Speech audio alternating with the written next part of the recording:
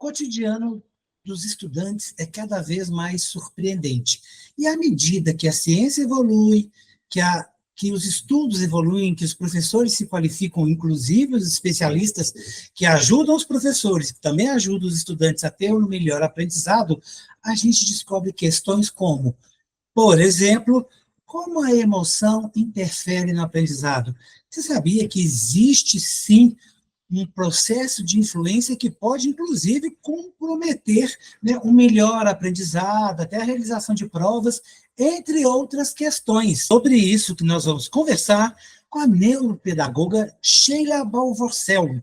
Sheila, conta para a gente, você que é uma das palestrantes lá do Brain Connection, a 9ª edição, que vai acontecer lá em Recife, né, de 29 de outubro a 1º de novembro, quais são os principais tópicos que você pretende abordar na sua palestra? Então, a minha palestra é a cognição e a emoção. Então, eu vou fazer na palestra contribuições para a sala de aula. Eu, na minha prática de escola, eu sempre acreditei que o afeto e o vínculo tinham a ver com a aprendizagem. Então, eu fui buscar a fundamentação teórica para essa comprovação da prática. E eu acredito que é esse o caminho. A ciência, cada vez mais a educação está baseada na ciência. Então, a gente encontra fundamentos que dizem, científicos que dizem que a aprendizagem é emoção e memória. O que quer dizer emoção e memória? Não é o aluno ficar emocionado com a aula, não é isso. É que quando ele gosta do que ele está fazendo, quando o professor consegue despertar o desejo no aluno, quando o aluno está tranquilo na sala de aula, quando ele está prestando atenção, aquela aprendizagem passa para a memória de longo prazo. Ele não aprende e esquece, ele aprende e guarda, né? Que passa para a sua memória. Então, esse é o segredo, que inclusive uma frase do Humberto Maturana que diz que aprender é mudar com o mundo. Então, nós precisamos mudar com o mundo, a gente entender. Teve uma época que a sala de aula era o professor falando e o aluno sentado, quietinho, ouvindo, né? Copiando do quadro, levantando a mão para falar, e aí esquece até a dúvida. E eu acredito numa sala de aula interativa, onde existe uma comunicação. Para existir essa comunicação, precisa do vínculo. Então, vou explicar o que quer dizer esse vínculo. Não é gostar, nem beijinho, nem abracinho, não é isso. É o professor estar consciente do seu conteúdo, o professor ter uma postura adequada, né? Ele saber o que ele está falando, como ele vai transmitir, um planejamento da aula, e ele está aberto para os alunos. Então, eu acho isso é fundamental, porque, por exemplo, na nossa memória, se você já teve um professor que você lembra? Então, né? Ou então, ao contrário, um professor de uma matéria que você não gostava do professor, e aí você passa a não gostar daquela matéria. Então, o afeto, ele se constrói, né? O professor, uma das dicas que eu vou dar na minha palestra, que eu vou dar um spoiler hoje, é conhecer o nome de cada aluno. Eu tinha essa sorte da memória, eu tenho boa memória, então, no primeiro dia de aula, eu fazia um esforço para gravar o nome de cada aluno, porque é muito importante para a criança, para o aluno, ser reconhecido pelo nome. O nome é a identidade dele. Então, essa é uma estratégia de vínculo, de criação de vínculo. O professor conhecer o nome do aluno. Então, essa construção vai levar a uma aprendizagem mais consistente mesmo, né? Sheila, a gente pode entender, pelo que você está falando também, que uma criança que fica num ambiente de família mais conflituosa, os pais brigam demais, ou às vezes ela tem mais irmãos, e ali não há uma harmonia. Esse ambiente vai impactar também, né, dentro desse processo de aprendizagem, conforme o que você está falando? Vai por aí também? Sim, com certeza, porque a criança, quando chega na escola, está tensa, né? Tensa com o que ela viveu. É muito importante essa harmonia entre escola e família. Então, assim, eu sempre falo isso, que a aprendizagem depende de um trio, né? É a escola, a família e o aluno, né? A escola também não representa só o professor. A escola é representada por todos os funcionários que trabalham na escola, né? O aluno chega lá, o porteiro receber, ele está num ambiente seguro, o professor, o coordenador, a pessoa da limpeza. Então, é um ambiente. E o ambiente de casa, a mesma coisa. Se o aluno vive num ambiente tenso, estressante, onde ele vê brigas, onde ele vê palavrões, ele vai repetir esse modelo, né? Ele vai repetir esse modelo. E é importante, então, que haja uma reunião, um encontro, para que haja um diálogo sobre o investimento na aprendizagem, né? É isso. E, basicamente, na sua palestra, então, você vai estar muito focada pensando no público educador, professor, ou não? Os pais também, os responsáveis, vão estar aproveitando toda a possibilidade do que você vai falar? Sim, eu vou para aproveitar, dar dicas para famílias e professores. Eu acho que a gente não pode colocar o peso da educação nos ombros do professor, né? O professor já tem um peso do conhecimento e tudo mais, mas acontece que a educação é a escola, né? É a escola como um todo. Então, tem que ter apoio da coordenação, da direção, das pessoas envolvidas na escola. É todo um complexo que gera o desejo de aprender, né? E agora, eu acho que no momento o professor precisa de um estímulo também, porque os salários são baixos, as dificuldades são muitas, né? Toda a dificuldade de turmas grandes, de pouco acesso às famílias, enfim, pouco acesso a livros, e essa foi a ideia também que a gente teve, eu e a doutora Ângela Matilde, de escrevermos livros com conteúdos diversos, para que o professor compre um livro e leia diversos assuntos, então, porque os recursos financeiros são mais menores, né? Então, o professor, com um livro que contenha diversos assuntos, ele tem acesso aos novos conhecimentos baseados nas evidências científicas. E você vai abordar alguma coisa, tem alguma coisa no seu conteúdo que vai falar um pouquinho sobre a questão do adoecimento mental do professor, porque eu imagino que isso impacte um pouco também nesse processo aí, né? Exatamente. Eu posso incluir, eu não tinha pensado em falar do adoecimento mental do professor, mas é uma questão relevante. Sim, porque tem as emoções, alunos, né? Os alunos e todo o seu processo, mas as últimas pesquisas, principalmente pós-pandemia, estão trazendo aí um resultado com professores muito... Sim. Desculpa, sim. Eu até recortei uma pesquisa da saúde mental do professor mesmo, do adoecimento, desse peso que está no ombro do professor, né?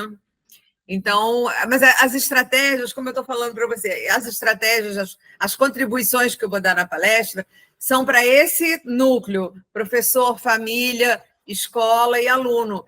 Esse é o diálogo que é importante para que haja um ensinante e um aprendente, ou vários aprendentes, né?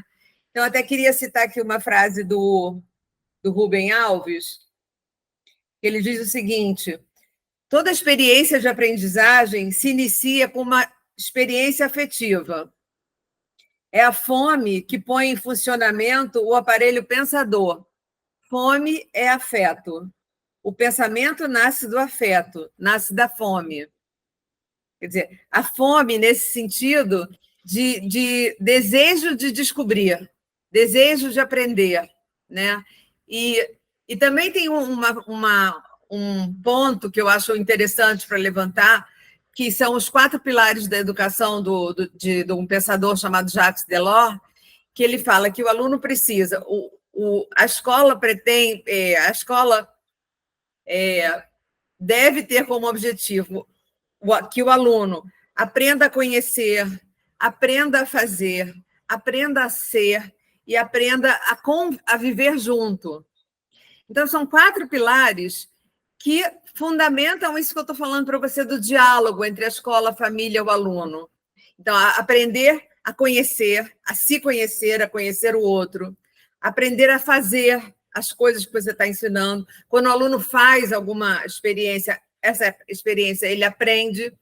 Aprender a viver junto, a conviver com os outros, porque cada um tem uma ação e reação, né? E aprender a ser. O que é aprender a ser? Aprender a ter valores, a sermos pessoas melhores, né? Sermos seres humanos melhores, né? E eu, inclusive, usei a música do Michael Jackson numa sala de aula, aquela música We Are the World, porque nós somos o mundo, né? E para modificar o mundo, depende de nós. Nós, professores, crianças, adultos, famílias.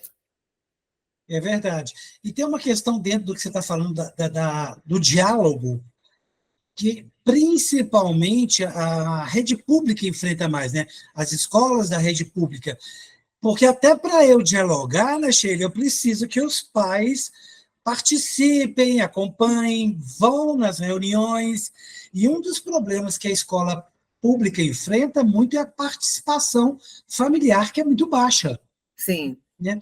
Você vai discutir alguma coisa sobre isso? Tem uma questão também, alguma dica, algum projeto que se possa fazer para atrair mais os pais? Porque eu converso muito com o professor, né, nessas entrevistas, uma queixa muito comum é essa, né? É a ausência da família nas reuniões, principalmente na rede privada, na rede pública. Sim, isso é uma questão antiga, né? Uma questão antiga porque os pais da rede pública trabalham muito, não têm tempo para ir em reuniões, deveriam ter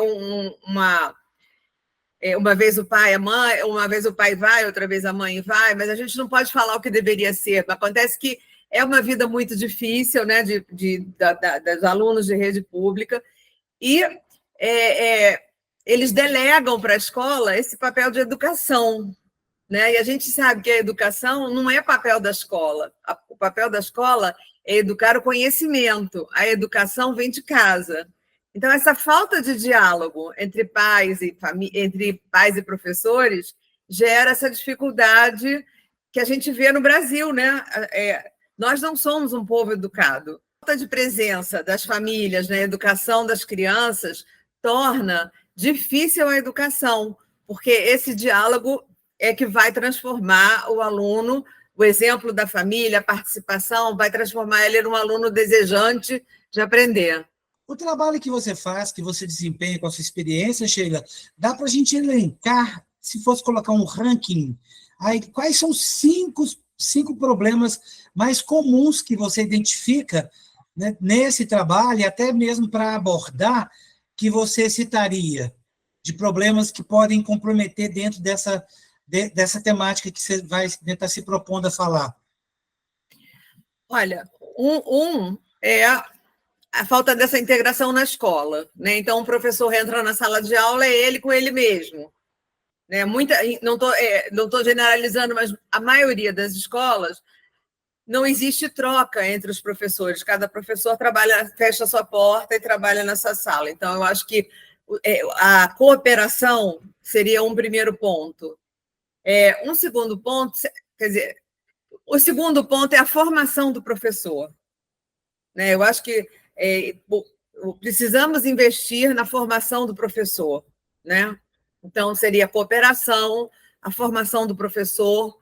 Um terceiro ponto as dificuldades que os alunos vivem hoje em dia, né? Então, estamos vivendo uma crise mesmo, né, financeira, as famílias com dificuldades, às vezes a criança não tem lanche, não tem roupa para ir para a escola, não tem sapato, se a gente for pensar em escola pública, né? E existe pouco investimento do governo nessa ajuda, né, às famílias. Então, e um quarto ponto que eu poderia pensar seria o quê? Um quarto e um quinto ponto que eu poderia sugerir é esse trabalho de diálogo mesmo. Eu acho que é a troca. Vamos supor, se o professor tem um problema e ele conversa no conselho de classe, vê que outro professor está passando a mesma dificuldade com o aluno, eles têm mais oportunidades de sugerir estratégias. Ah, comigo deu certo assim, comigo não deu certo.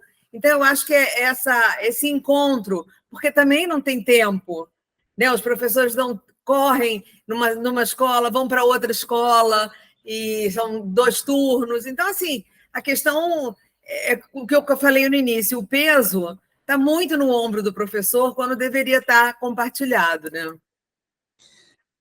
Talvez a comunidade escolar devesse funcionar de uma forma mais efetiva, né? Às vezes o próprio conselho de pais, que deveria ter, muitas vezes as escolas não fazem muita questão, e também pode ser que dentro disso que você está falando, Sheila, talvez a questão da direção, menos burocracia e Isso, mais participação próximo dos professores, no eu sentido de acho. identificar, né, juntar o diretor, a direção, com o supervisor, com a pedagogia, o que tiver ali, para o que mais podemos fazer para talvez, né, melhorar aqui, sanear algumas coisas, tentar fazer uma educação mais produtiva, mais assertiva, no sentido de resultados para o estudante. Exatamente, exatamente. É isso. O lema, hoje em dia, você vê qualquer no LinkedIn, você lê nas mídias, essas pessoas que têm sucesso na empresa e empresas, o lema é cooperação. E o professor ainda não está nessa fase da escola, né? De cooperação, ou medo de ser mandado embora, ou medo de trocar de escola, ou medo de o outro é melhor do que eu, enfim, precisávamos trabalhar nessa autoestima do professor, né? Que ele é uma pessoa muito importante, a missão é uma missão, né? Ser professor é uma missão que hoje a gente consegue, porque existe de coração, né? O professor que é um bom professor, ele trabalha com o coração, né? Então, assim, uma curiosidade também, quando você sabe uma matéria de cor, é porque ela está no coração. Voltamos ao afeto. Então, no latim, né, de cor, está ligado ao coração.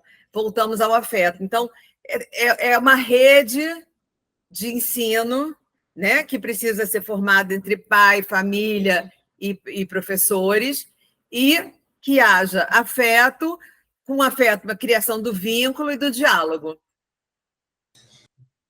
Você acredita, a gente está vivendo esse momento da discussão do não ou uso do celular nas salas de aula.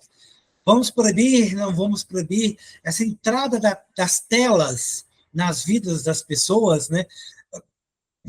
Isso com certeza deve ser um dos impactos, talvez até estivesse no seu ranking aí no 4º ou 5º lugar, né? Ou não. Como é que você tem visto essa questão dentro do paradoxo, emoção, aprendizagem?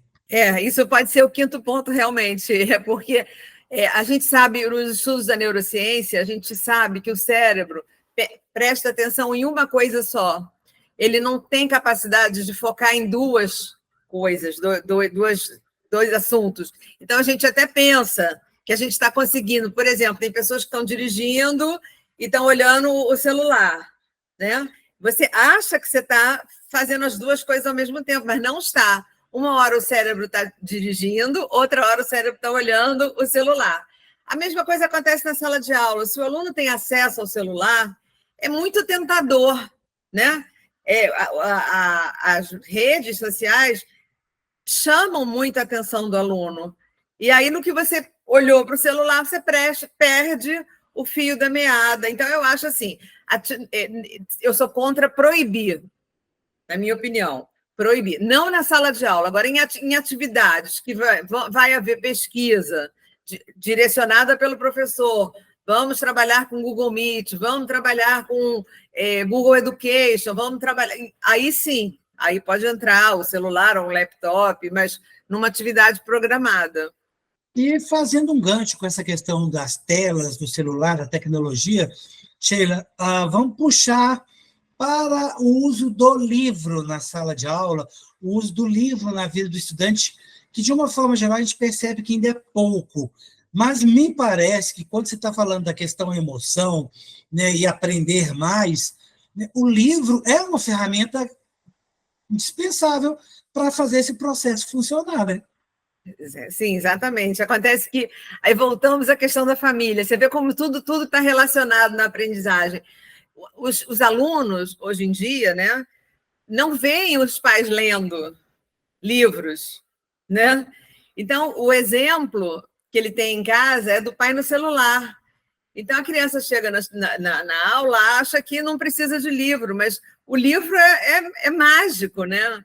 Não só o livro didático, o livro educativo, o livro de romances, o livro é mágico. Eu sou apaixonada pela leitura, eu tenho uma biblioteca em casa, eu completei uma biblioteca, doei para uma ONG, de tantos livros que eu tinha, agora já estou fazendo outra, porque eu acho que o livro é fundamental para a educação. Você tem que gostar de ler, aprender a gostar de ler, né? Por exemplo, meus netos agora, eu tenho muito orgulho que meus netos estão lendo. Meu neto tem de 7 anos, a de 8 anos, eles estão lendo. A minha neta mais velha adora ler também. Ela tinha coleções de livros, então o pai tem que dar exemplo, né? Para a gente fechar, Sheila, quais são suas dicas para a família, né, para aprimorar esse processo, emoção-aprendizagem, e depois as dicas para professores? O que você pode aproveitar da sua experiência, que eles devem observar, com o que eles podem fazer, contribuir, melhorar, para que esse processo seja mais assertivo?